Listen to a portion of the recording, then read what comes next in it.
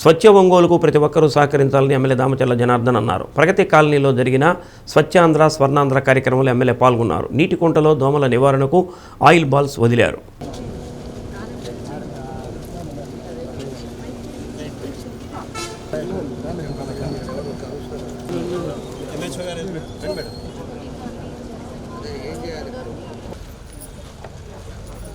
ప్రతి నెల 3వ శనివారం స్వచ్ఛ ఒంగోలు కార్యక్రమం నిర్వహిస్తున్నామని, దీని ద్వారా అవగాహన పెంచుకొని యంత్రాంగానికి ప్రజలు సహకరించాలని కోరారు.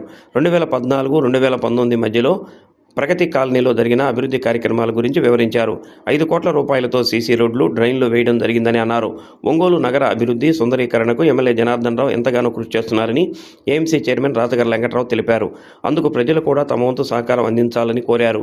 మాజీ mayor Gangada Sujatha, super bazaar త్రిసభ్య కమిటీ చైర్మన్ పల్లపోతు వెంకటేశ్వర్లు, నగరపాలక సంస్థ అసిస్టెంట్ కమిషనర్ నగేష్, మాజీ కమిషనర్ సంక్రాంతి వెంకటకృష్ణ, నగర పార్టీ అధ్యక్షుడు మదన్ తదితరులు పాల్గొన్నారు. కాబట్టి ఇవన్నింటి మీద కూడా మీకు అవగాహన ఉంది, కానీ ఆచరణ లేదు. కాబట్టి ఆచరించే స్థాపిత బిహేవియరల్ చేంజ్ అంటున్నాం. ఆ బిహేవియరల్ చేంజ్ రావడం కోసమే ఇటువంటి అన్ని కార్యక్రమాలు పెట్టి భారత్ అంటే స్వస్థ భారత్. ఎక్కడైతే స్వచ్ఛత ఉంటుందో అక్కడ ఆరోగ్యం ఉంటుంది.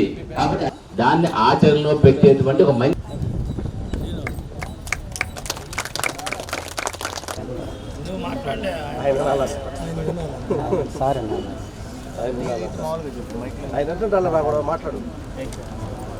సభకు నమస్కారం. ప్రతి నెల 3వ వారంలో మనం స్వచ్ఛాంధ్ర స్వచ్ఛ భారత్ కింద మన కార్యక్రమాలు చేస్తూ ఉన్నాం. దానికి ప్రజల్లో ఒక అవగాహన రావాలి, ప్రజల్లో జరుగుతున్న పరిణామాలు తెలియపరచాలి. ప్రతి నెల చేసేది మన మీడియా ద్వారా కానీ అందరికీ తెలియపరిచేటట్టుగా అందరూ మనం తీసుకోవాల్సిన జాగ్రత్తలు ఏమన్నాయనేది కూడా దానికి అన్నీ కూడా చేయడం జరుగుతూ ఉంది. అదే పద్ధతిలో ఈరోజు కూడా ప్రగతి కాలనీలో ఈరోజు ఇక్కడ పెట్టారు. దానికి సభాధ్యక్షులు అసిస్టెంట్ కమిషనర్ నగేష్ గారు, అదేవిధంగా ఎక్స్ కమిషనర్ సంక్రాంతి వెంకటకృష్ణ గారు, ఎక్స్ మేయర్ గారు గంగా సుజాత గారు, అదేవిధంగా ఏఎంసీ చైర్మన్ దశరథ వెంకటరావు గారు, సూపర్ బజార్ చైర్మన్ పల్లపోతు వెంకటేశ్వర గారు, భవన అధ్యక్షులు బండారు మదన్ గారు, ఎన్హెచ్ఓ వైష్ణవి గారు, ఇంకా ఇక్కడ ఆర్పీలు కానీ ఏదైనా కూడా తడి చెత్త పొడి చెత్త అనేది మనం జాగ్రత్తగా మీ ప్రతి ఏరియాలో కూడా పొద్దున్నే మీకు శానిటేషన్ వాళ్ళు వస్తున్నారు. ప్రతి బిల్లు కొట్టేసి మీ దగ్గర ఉండే వేస్ట్ అంతా కూడా తీసుకెళ్తున్నాం. అదే పద్ధతుల్లో మనం ఒక అలబడితే మిస్ అయినా కూడా అది పక్కన పెట్టి నెక్స్ట్ రోజైనా ఇచ్చేటట్టు చూడాలి తప్పితే తీసుకొచ్చి కాలువలు వేయటం, రోడ్ల మీద వేయటం ఇలాంటివన్నీ కూడా చేయగాకుండా చెప్తున్నా. ఈరోజు ఉండే హెల్త్ కండిషన్స్ మీ అందరికీ తెలుసు. చిన్నగా ఏవో ప్రాబ్లమ్స్ వచ్చే పరిస్థితులు ఉన్నాయి, బాగా తిరిగే వాళ్ళకి ఇబ్బందులు వస్తున్నాయి. ఎందుకంటే పరిస్థితులను బట్టి మనం కూడా ఆరోగ్యవంతంగా ఉండాలి అంటే తీసుకోవాల్సిన ప్రికాషన్స్ అన్నీ కూడా మనం జాగ్రత్తగా తీసుకోవాల్సిన అవసరాలు ఉన్నాయి. ఈరోజు ఏదైతే ప్రభుత్వం ఈరోజు అన్ని రకాలుగా కూడా మేము ప్రతి కాలువలు చూపిస్తూ ఉన్నాం, అదేవిధంగా శానిటైజర్ ఇంటికి తీసుకెళ్తున్నారు, బ్లీచింగ్ చేపిస్తున్నాం. అదేవిధంగా ఈరోజు డ్రింకింగ్ వాటర్ ఇక్కడ ఇందాక మన వాళ్ళు అడిగారు, డ్రింకింగ్ వాటర్ కూడా అమృతపూడి మొదలు పెడుతున్నాం. అది 2 years అప్పుడు పైప్ లైన్ అనేది కూడా కంప్లీట్ అయిందంటే మీకు పూర్తిగా ప్రతిరోజు మంచినీళ్ళు వస్తాయి. మంచినీళ్ళు అనేది ఉండేందుకు ఇంకా సమస్య అనేది లేకుండా చేయాలని చెప్పి దానికి 440 కోట్ల రూపాయలు దీన్ని ఖర్చు పెడతా ఉన్నాం.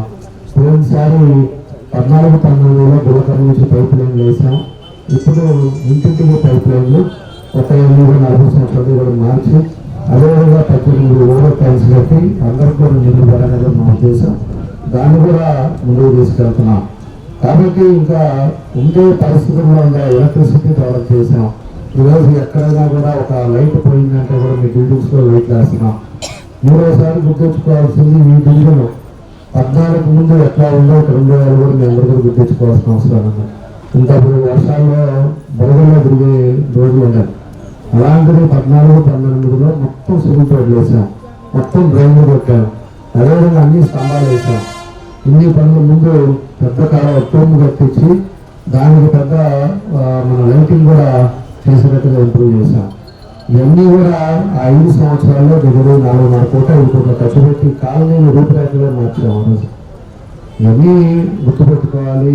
ఇప్పుడు కూడా ఏదో కొంతమంది పార్టీల గురించో లేకపోతే ఇంకో దాని గురించో మాట్లాడేది కాదు. మనం ఏం చేసిన పనులు మంచి చెడు అనేది ఒకటి అనేది ఉంటుంది. మంచి చెడు ఆలోచించుకోవాలి. దాని తగ్గట్టుగానే మనం కూడా నడుచుకోవాలని చెప్పేసి కూడా మీకు ఈ సందర్భంగా తెలియజేస్తున్నాను. కాబట్టి రోజు ఉండే పరిస్థితులు కూడా గుర్తుపెట్టుకొని మీరు ప్రభుత్వం ఏ విధంగా మీ అందరూ కూడా సహకరిస్తుందో ప్రభుత్వం తగ్గట్టుగా మనకి ఏమైనా ఇబ్బందులు ఉంటే చెప్పండి. అంతేగాని అనవసరంగా మళ్ళా తీసుకొచ్చి కాలువలో వేసుకునేది ఇవన్నీ చేసుకున్నారంటే మీకే ఇబ్బందులు వస్తాయని చెప్పి కూడా మనం మరోసారి మీ అందరూ తెలియజేస్తున్నాం. కాబట్టి మీ అందరం కూడా స్వచ్ఛ భారత్గా మన ఏరియా బాగుండాలి, మన ఇల్లు ఎంత బాగా శుభ్రం చేసుకుంటామో మన ప్రజలు శుభ్రం చేసుకోవాలి, మన వీధి శుభ్రం చేసుకోవాలి, మన డివిజన్ బాగుండాలి, అదేవిధంగా మన టౌన్ బాగుండాలి అంటే అందరం కలిసినే ఏదైనా పని మనం చేసుకోగలం. అందరం కూడా కలిసి పని చేసుకుందాం. తప్పకుండా ఒంగోలు అనేది మార్పు తీసుకుందాం.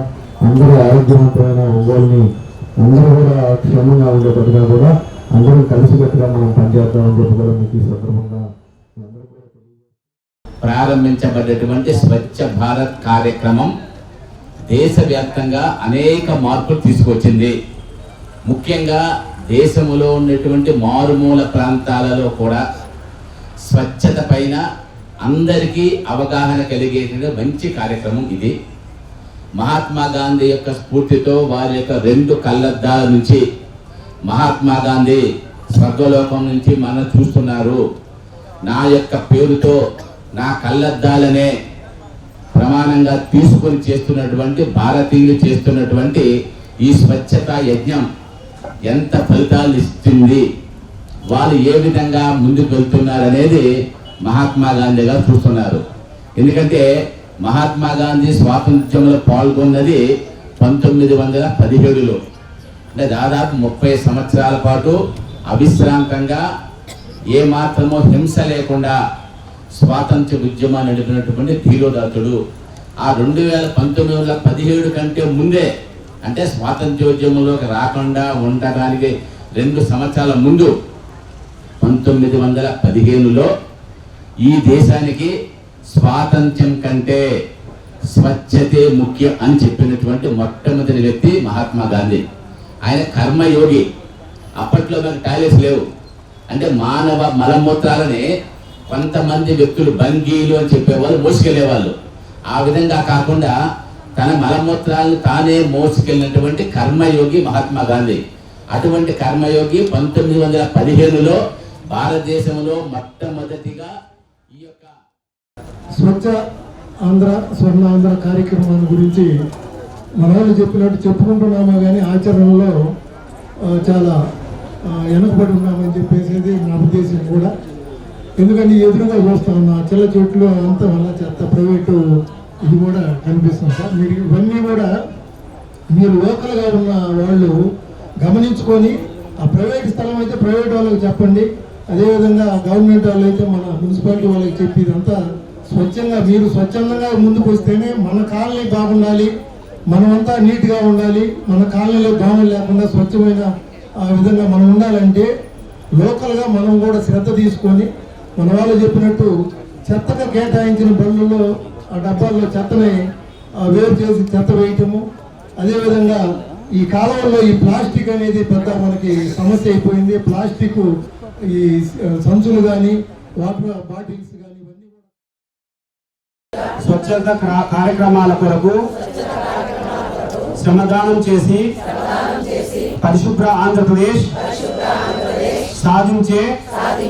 సంకల్పానికి నేడు వేసిన ఈ ముందడుగు పరిశుభ్రంగా ఉంచుటలో సహాయం చేస్తుందని నమ్ముతూ ఈ రోజు నుండి నా తోటి వారికి కూడా స్వచ్ఛతపై ఆంధ్ర రాష్ట్రాన్ని నిర్మించడానికి నాతో నా రాష్ట్రాన్ని స్వర్ణాంధ్ర తీర్చిదిద్దేటట్లు నా వంతు కృషి చేస్తానని ప్రమాణం చేస్తున్నాను.